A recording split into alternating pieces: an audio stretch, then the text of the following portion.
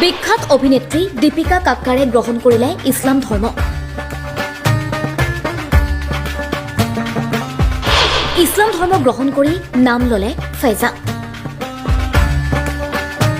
ইতিমধ্যে জনপ্ৰিয় অভিনেত্ৰী দীপিকা কাক্কাৰে ইছলাম ধৰ্ম গ্ৰহণ কৰা বুলি আনুষ্ঠানিকভাৱে স্বীকাৰ কৰিছে। 2010 চনত সসুৰাল সিমাৰকা ধাৰাবাহিকৰ জৰিয়তে স্বীকৃতি লাভ কৰিছিল দীপিকা কাক্কাৰে। তেতিয়াৰে পৰাই জনপ্ৰিয় অভিনেত্ৰীৰ খিতাপ লাভ কৰিছে দীপিকাই। কিন্তু শেহতীয়াকৈ দীপিকা কাক্কাৰে ইছলাম ধৰ্ম গ্ৰহণ কৰা বুলি এক বিশেষ সাক্ষাৎকাৰত আনুষ্ঠানিকভাৱে স্বীকাৰ কৰিছে। ইয়াৰ পাছতে দীপিকাৰ ফেন্সসকলে প্ৰকাশ কৰিছে অসন্তুষ্টি।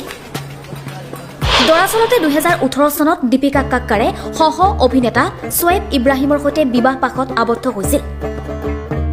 ভূপালত বিবাহ পাশত আবদ্ধ হৈ এটা সুখী জীৱন আৰম্ভ কৰিছিল দীপিকা আৰু শোয়েবে। কিন্তু দীপিকাই ধৰ্মান্তৰিত হোৱাৰ কথা স্বীকাৰ কৰাৰ পাছতেই ছচিয়েল মিডিয়াত একাংশ লোকে অসন্তুষ্টি প্ৰকাশ কৰিছে। কিন্তু এই সন্দৰ্ভত এই সিদ্ধান্ত মোৰ ব্যক্তিগত বুলি প্ৰকাশ কৰিছে অভিনেত্ৰীগৰাকীয়ে। এই সন্দৰ্ভত কোনো লোকৰ মাত মতাৰ প্ৰয়োজন নাই বুলিও সংবাদ মাধ্যমৰ সন্মুখত মুকলিকৈ কৈছে অভিনেত্ৰীগৰাকীয়ে। পৰিয়ালৰ সন্মতিতহে ইছলাম ধৰ্ম গ্ৰহণ কৰা বুলি স্বীকাৰ কৰিছে অভিনেত্ৰীগৰাকীয়ে। দীপিকাই বিগ বছৰ লগতে বহুকেইখন জনপ্ৰিয় ধাৰাবাহিকত অভিনয় কৰিছে।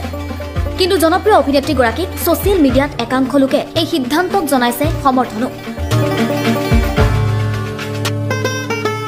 News desk time 8।